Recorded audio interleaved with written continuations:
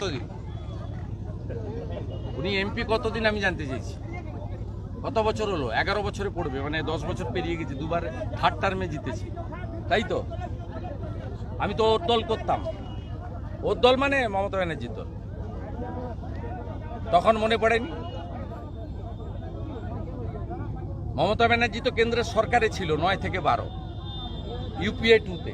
তখন মনে পড়েনি? আসল কথা, ঠেলায় না পড়লে বিড়াল গাছে ওঠে না। ছাপ্পা মেরে এমপি হয়েছে, মানুষের ভোটে এমপি হয়নি, 1 নম্বর। আর দ্বিতীয় কথা, গ্রামে ঢুকলো না কেন? এসডি অফিস, পৌরসভা অফিস, পুলিশের ঘেরা টপ।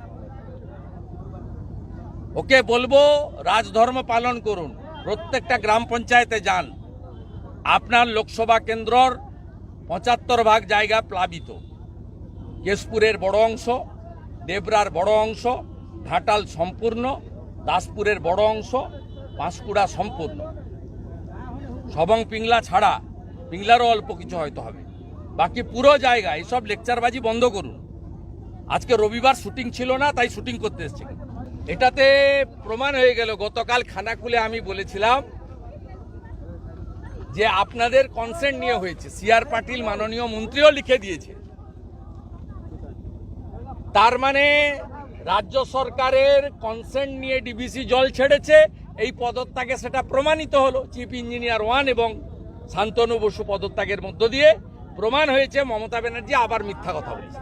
কথা বলবো না, আমি তো কংগ্রেসের লোক নই, কংগ্রেসের আভ্যন্তরীণ বিষয় বলবো। তবে শুভঙ্কর সরকারের সঙ্গে নন্দীগ্রামের সম্পর্ক আছে। বিরুলিয়া অঞ্চলে ওদের আদি বাড়ি, এখানে মাঝে মাঝে আসেন। আমি ব্যক্তিগতভাবে ওকে শুভেচ্ছা জানাতে পারি, রাজনৈতিকভাবে।